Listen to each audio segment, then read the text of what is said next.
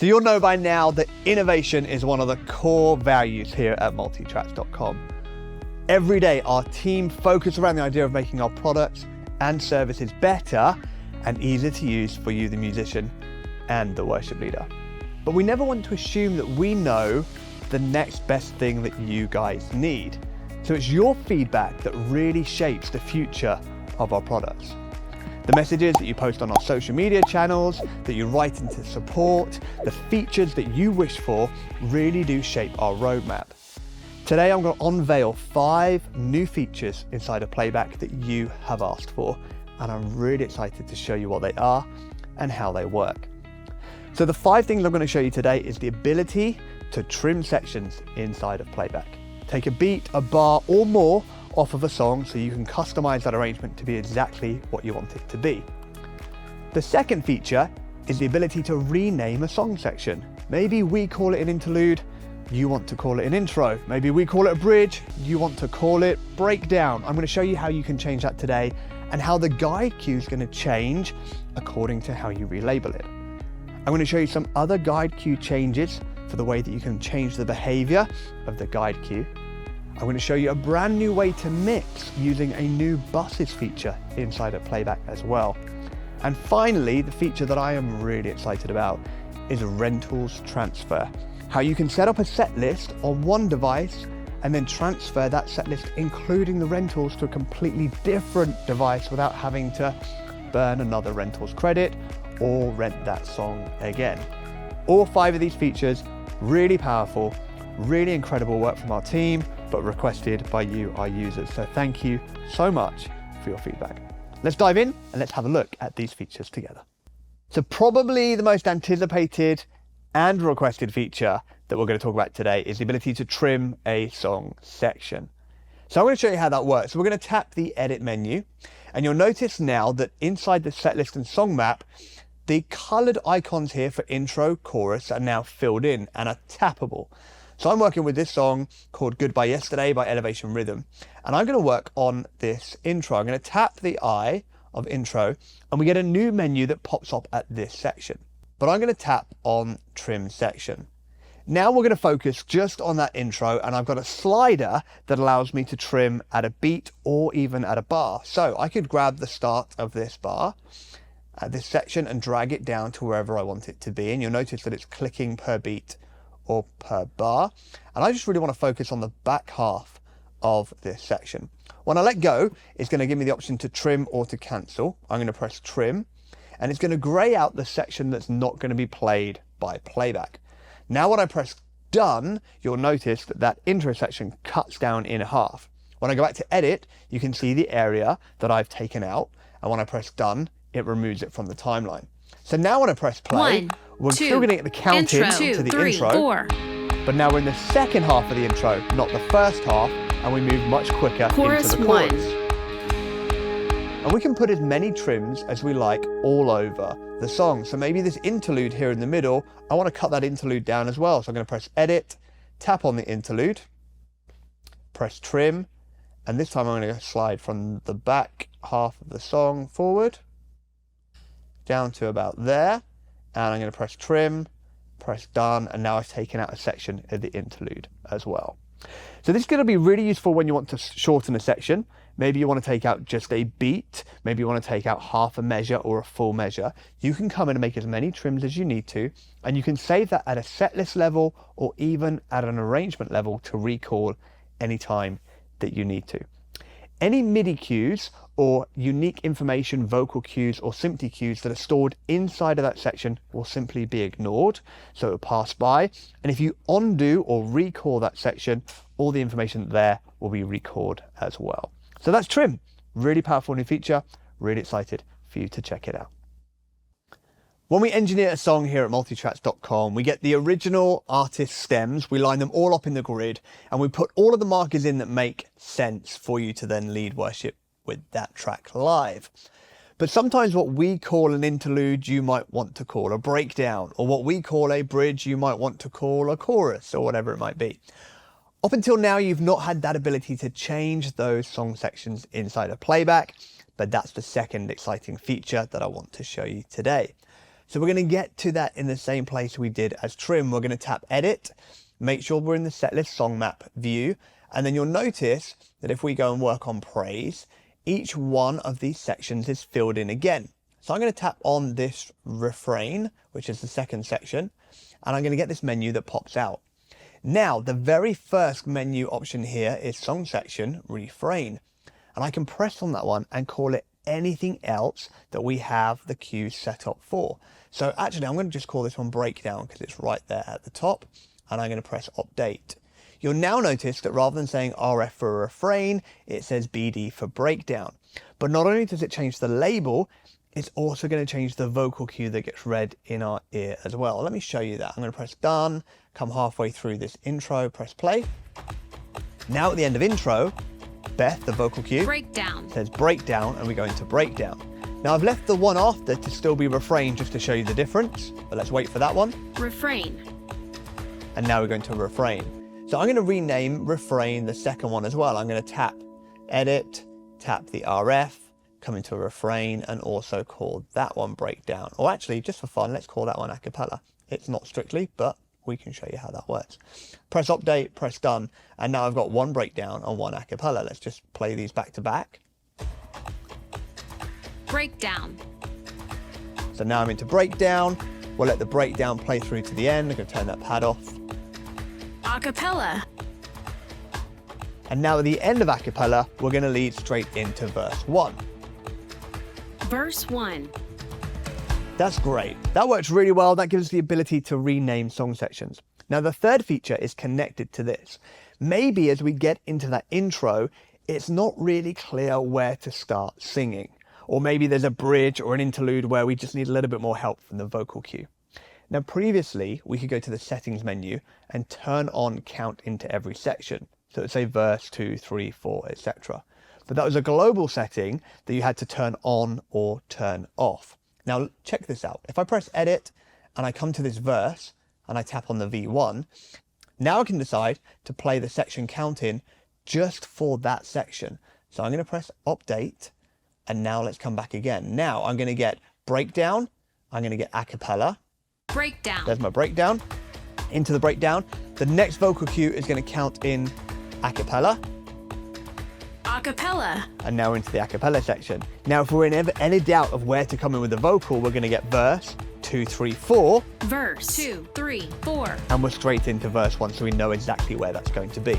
Now the great news is, because I didn't do that on a global level, the next time we'll call out a vocal cue for verse 2, it's simply going to be verse, and we're going to be able to move on with the song. Verse 2. So that's how we can change some of the guide cue behavior. Now let me show you another scenario in which you might want to change what the guide cue is doing. Let's look at this song called The Joy, and let's wind down to the bridges. Now this is quite a common example in the MultiTracks.com catalog. You'll notice here we've got bridge 1 and bridge 2, and then we've got bridge 1 and bridge 2 again. And the reason we engineer it that way is because either the lyrics or the chords are different in those two bridge sections. So we call it bridge 1 and we call it bridge 2. But honestly, when you sing it in your church, it might just be one bridge rather than two bridges. So this time I'm going to tap edit. I'm going to tap bridge 2, and I'm going to decide to not play the section guide cues for bridge 2 and turn that off completely. Now it's just going to say bridge on the way in, but it's not going to say bridge 2 halfway through that bridge. And if I want to be really customize this, I can even change this bridge to just say bridge and update it. So now on the way into this song, I've got bridge, it counts me into the bridge, and I'm just going to show you here, if I wind forward and press play again, that at the second half of the bridge, we get no vocal cue whatsoever. It just moves seamlessly into the second part of the bridge, or what was previously called bridge 2. If I let this carry on playing, it's going to come back to bridge and say bridge 1. Maybe I want to call this bridge 2 now. I can change that, and then we're into the song. So where we've got some songs that feel like they're saying bridge 6 times in a row, but it's only really 3 bridges, we can turn off the vocal cues that we don't need. So let's recap what I've just shown you. We've got the ability to change a song section. Maybe we want to call it breakdown rather than refrain, or instrumental rather than interlude, or chorus rather than bridge. We can change that from that new edit menu. I can choose to count in to any section: intro 2, 3, 4, verse 2, 3, 4, chorus 2, 3, 4, or just verse or just chorus. And I can also turn off the vocal cue for sections where I don't need them. Maybe I'm going to do the music directing myself, or I simply don't need playback to call that out. So that's 2 features wrapped together in one view, but we're excited to see how you use those as well. There are 2 views inside of Playback that allow you to set your mix of what we call stems, or individual instrument parts inside of a song. So right here I'm in Elevations Praise. I can be anywhere in the timeline, and you'll notice that I have a tracks view. So the tracks faders allow me to mix all the individual stems. So for example, you'll notice I've got 7 electric guitar parts. If I wanted to start manipulating electric guitar 1 to here, 3 down to there, 5 to there, 4, etc., I'm starting to set the mix pre-service of how I want the electric guitars to be. There's another way to set an overall volume of all of the electric guitars, and that's in the buses view. So here in the buses view, by grabbing this overall fader, I can set the volume of the entire group. All my keys parts are together, all my vocal parts are together, piano, bass, strings, etc. But we're focusing just on electric guitars for this example. Now that's how we've asked you to do it up until today's release. But in today's release, we put in a thing called Expandable buses.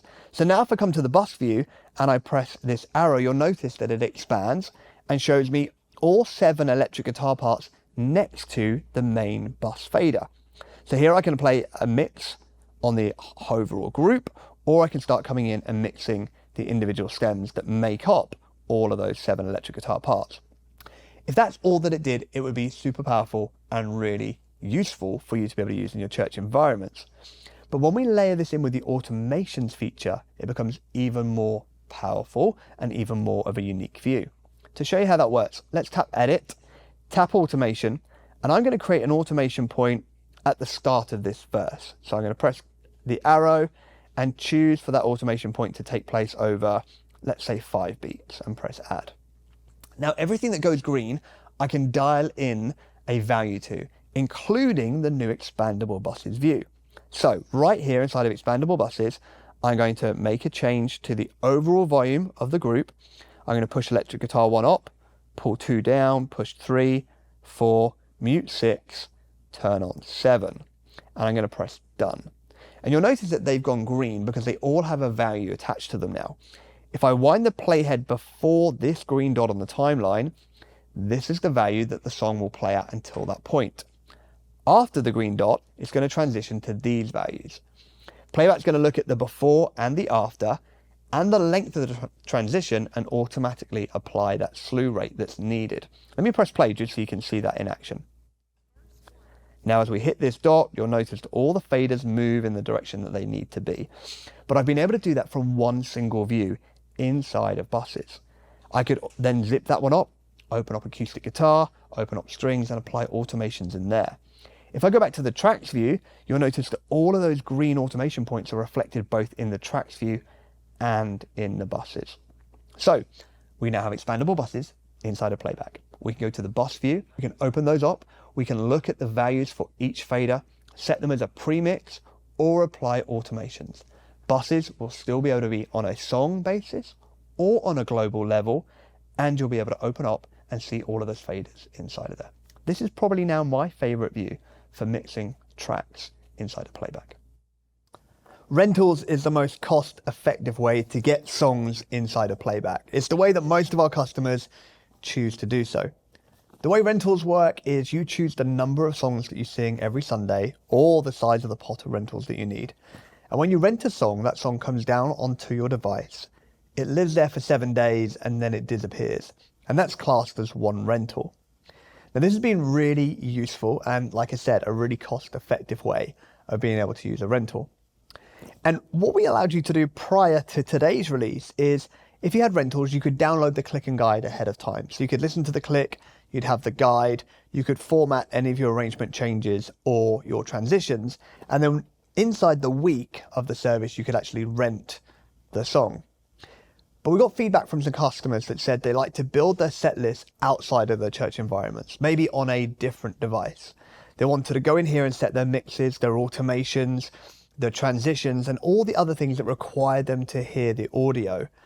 But they actually wanted to lead worship from a completely different device. And that wasn't possible prior to today's release because one rental was for one device. Let me show you rentals transfer and how that's going to completely change the way that you use rentals on multiple devices. So I'm sat here building a set list on my iPad, but we're actually going to lead worship using Jesse's iPad. Jesse's our music director, and we're using his iPad in the studio for our Sunday service. So here I am, I've got this 4-song set list. I've made all my automations, I've made my transitions, I've done my mixes, and I'm completely ready now to let go or relinquish these rentals and transfer them to Jesse. So I'm going to come to the set list. I'm going to make sure firstly that I've saved all my changes to the cloud. And once my set list is saved, I'm going to come into my set list box here. So this one that says webinar. And I'm going to click into this set list, and it could be titled anything or could be one that I've imported from Planning Center. And you'll notice there's a new piece of the menu in the UI here that says transfer rentals to another device. I'm going to tap on that one, and now it's going to look at my organization and show me anybody in my organization that has access to my Playback account. So in this list is Jesse. I'm going to click on Jesse's name, and now I get to choose which one of Jesse's devices that I'm going to send these rentals to. So I'm going to click on device, and you'll see that Jesse's iPad Pro is available. I'm going to tap that one, and I'm going to press transfer rentals. Now what's going to happen now is the songs that are in my set list have now removed the tracks, and you'll notice that these are now click and guide only. My transitions haven't gone, my automations haven't gone, my pad player selections, etc. are still all there. But I don't have access to the tracks anymore because I've transferred that rental. At the same time, Jesse gets a notification on his iPad to say that I've transferred those rentals to him, and now he can open the set list and use the remainder of the days that are left in the rental cycle on his device. So let's go back into the studio. Let's go back on stage. Let's have a look at Jesse's iPad and just show you loading the set list and transferring rentals over to him.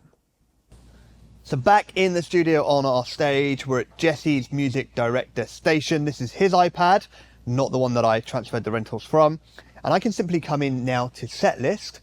And when I click on open set list, I can find that webinar set list that we were working on just a moment ago. I can come in here and I can press load. And when I do so, you'll notice that it now downloads the songs and instantly starts downloading the rentals to the device as well. We haven't had to re-rent them or buy them. The other device has simply gone to click and guide only. And now all of the tracks with all of the changes, the automations, all of the transition changes are here ready for us to lead worship. We really think this is going to help you in your workflow. Then you can now transfer it to one of your other devices or any other person in your organization that you want to add to the set list so that they can lead worship from their device. Super useful, and you asked for it. We hope it's really going to help you.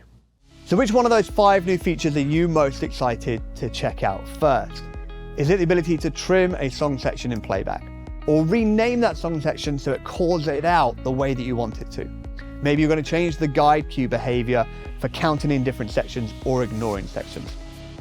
Maybe like me, you're really excited about mixing inside the buses view rather than the tracks view.